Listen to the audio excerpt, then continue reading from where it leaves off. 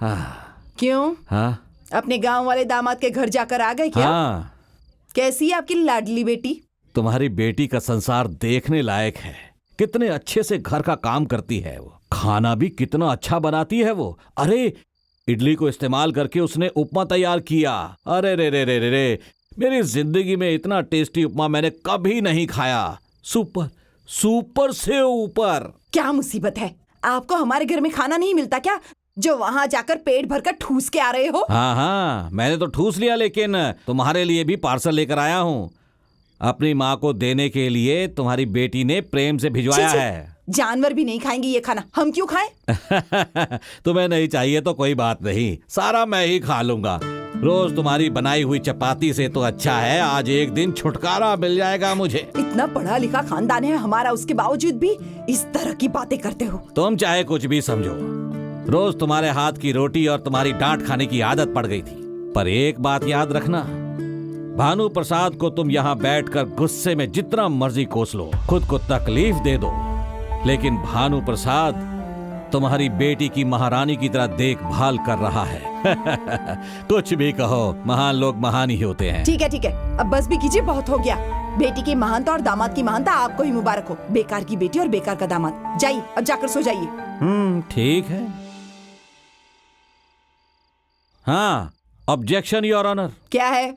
उस घर का मर्द मर्द है और औरत देवी है।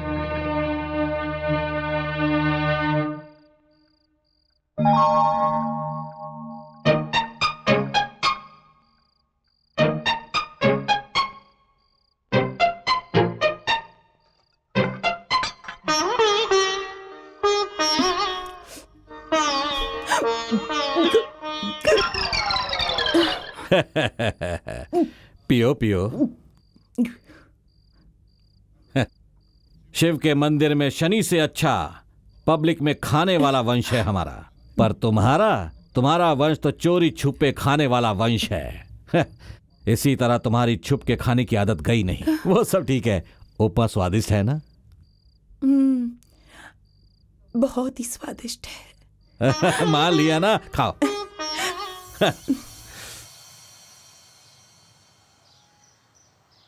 प्रॉब्लम क्या है समझ में नहीं आ रहा है। तुम कार में बैठो, मैं कोई मैकेनिक को लेकर के आता हूँ।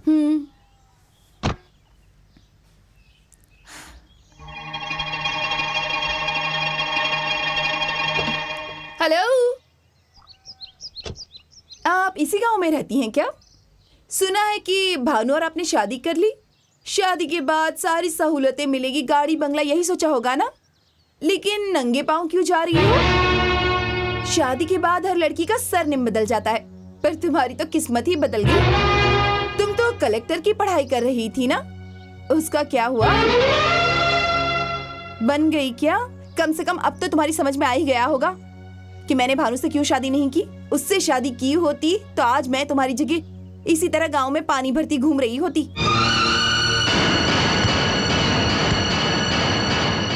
तुम एक पढ़ी लिखी बेवकूफ हो, बस यही बताना चाहती थी मैं।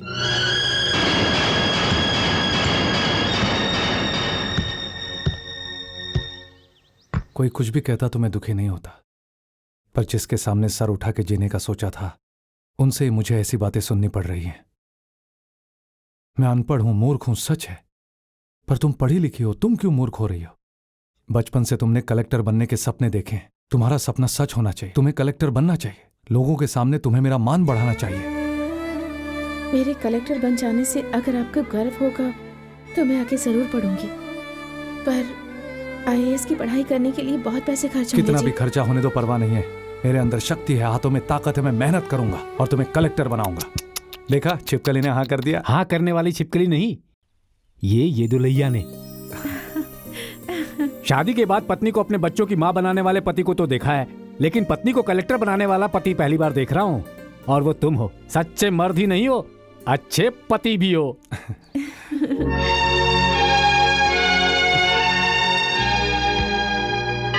मुझे फूल दीजिए बहन।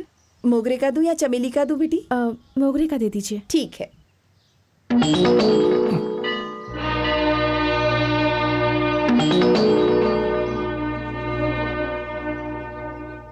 एक, दो, 3 4 5 6। रॉन्ग काउंटिंग, 0 से शुरू करो। अरे छोड़िए, आपको लगता है कि अगर हमको गिनती नहीं आती है तो आप भी उठक बैठक कर सकते हैं हमारे साथ? वो क्यों उठक बैठक करेंगे? झूठ बोलने वाले आप हैं। क्या कहा था? ओनर बैठने वाला काम करते हैं और ये सोकर काम करते हैं। अब 1 2 3 4। क्या है बे? सिनेमा देख रहे हो क्या? जाओ यहाँ से, चलो निकलो। चलो। हाँ, ठीक से काम नहीं करता तो क्या करते हैं? क्या करते हैं? निकाल के फेंकते हैं। देते हैं।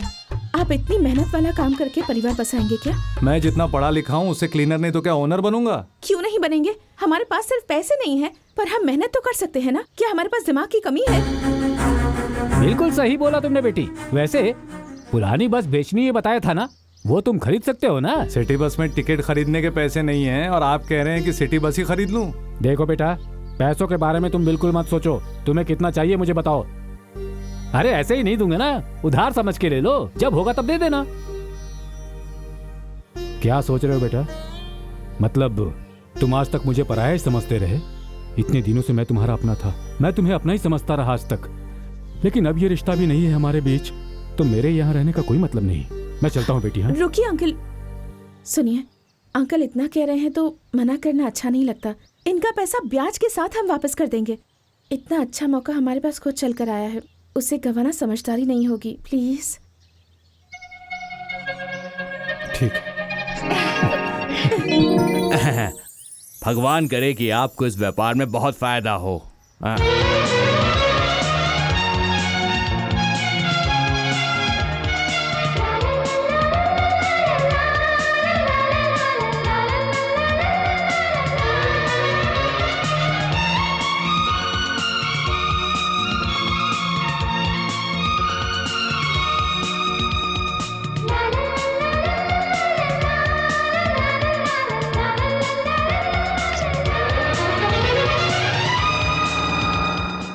मेरे प्यारे पैसेंजर लोगों, आज जो आप इस बस में बैठे हैं ये कोई मामूली बस नहीं है।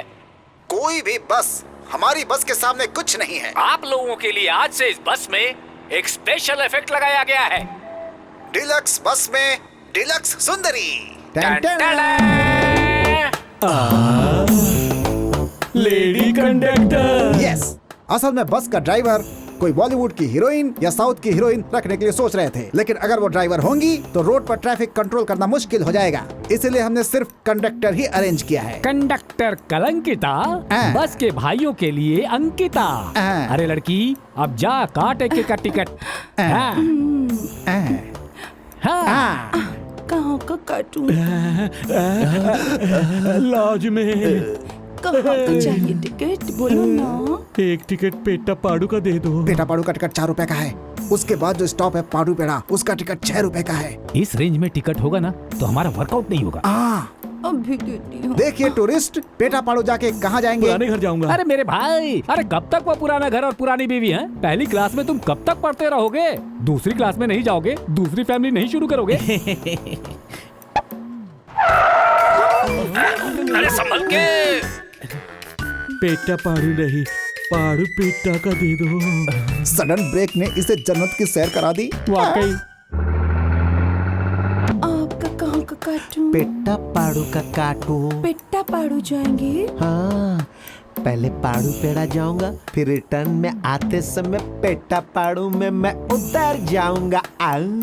ये टूरिस्ट नहीं है, ये फुल अरेस्ट है। क्या कर रहे हो? तुम बहुत अच्छी हो तुम बहुत प्यारे हो। और तुम भोली हो। तो अब जेब खोली जाए, टिकट भी ले ली जाए। Very good. रोमांचक पैसेंजर होने की वजह से यहाँ के इस बस में चींटियों को भी सीट नहीं मिल रही है। सुनो सुनो। Tell me why. पेटा पाड़ू एक टिकट। ओके, पेटा पाड़ू एक।